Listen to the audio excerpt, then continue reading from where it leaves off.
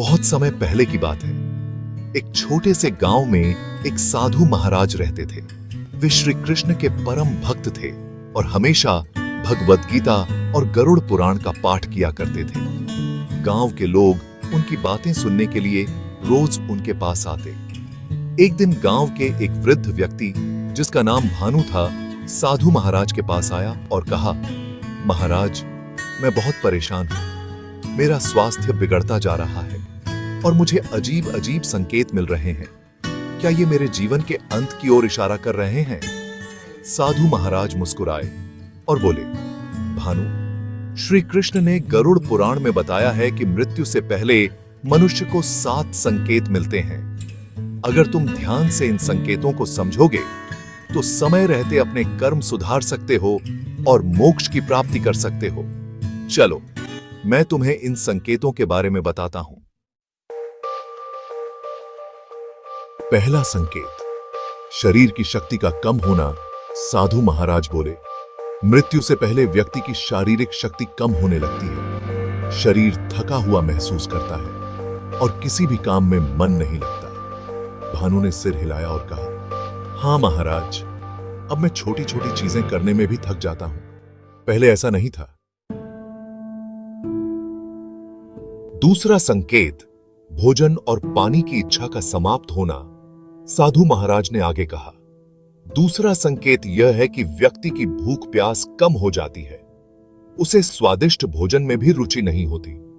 भानु ने चिंता से कहा, महाराज, अब मुझे भोजन में कोई स्वाद नहीं आता। मैं बस कुछ ही निवाले खा पाता हूं। तीसरा संकेत, इंद्रियों का ठीक से काम न करना। तीसरा संकेत यह है कि व्यक्ति की इंद्रियां कमजोर हो जाती हैं। आंखों की रोशनी कम हो जाती है, कानों से सुनाई देना मुश्किल हो जाता है और बाकी इंद्रियां भी कमजोर हो जाती हैं। भानु ने दुखी होकर कहा, यह भी सही है। मेरी आंखों की रोशनी कमजोर हो गई है और मुझे सुनने में भी परेशानी होती है। चौथा संकेत, सपनों में मृत्यु के संकेत मिलना। साधु महाराज बोले, मृत्यु से पहले व्यक्ति को सपनों में अजीब अजीब दृश्य दिखाई देते हैं। वह अपने पूर्वजों को देख सकता है, सांप या भूत प्रेत के दर्शन कर सकता है। भानु ने घबराकर कहा, महाराज, मैंने कई बार अपने सपने में देखा है। वे मुझे अपने साथ चलने के लिए कहते हैं। पांचवां संकेत, शरीर का रंग बदलना। पांचवां संकेत यह है कि व्यक्ति के शरीर का रंग बदलने लगता है। चेहरा पीला या काला पड़ जाता है और त्वचा की चमक गायब हो जाती है। भानु ने अपने हाथों को देखा और कहा, महाराज, मेरा चेहरा भी मुरझा गया है। पहले जैसी चमक अब नहीं रही। छठा संकेत, नाक का मुंह की ओर झुकना। साधु महाराज ने कहा, छठा संकेत यह है कि नाक का अग्रभाग थोड़ा मुंह की ओर झुकने लगता है। यह संकेत निश्चित रूप से मृत्यु के करीब होने का संकेत देता है। भानु ने अपनी नाक को छूकर महसूस किया और बोला, यह तो सच है। मेरी नाक पहले से अलग दिखती है। सातवां संकेत, परछाई का धुंधला होना या गायब होना। साधु महाराज ने आखिरी संकेत बताया, अगर व्यक्ति को अपनी परछाई धुंधली या गायब दिखने लगे तो यह निश्चित रूप से मृत्यु का संकेत है। भानु ने कांपते हुए कहा, महाराज, मैंने हाल ही में देखा कि मेरी परछाई बहुत हल्की हो गई है।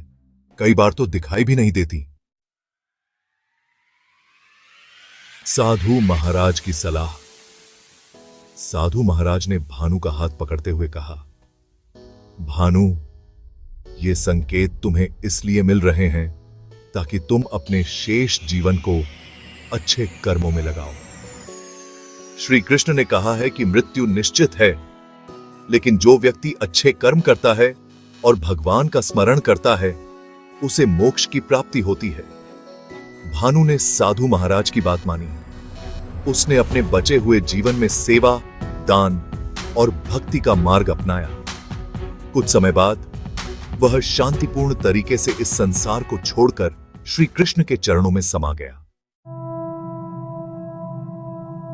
कहानी का संदेश। यह कहानी हमें सिखाती है कि मृत्यु से पहले मिलने वाले संकेत हमें अपने कर्म सुधारने का अवसर देते हैं। हमें अपने जीवन में अच्छे कर्म करने चाहिए ताकि अंत समय में हमें पछतावा न हो और आत्मा को शांति मिले। श्री कृष्ण का स्मरण और धर्म का पालन ही सच्चा जीवन है।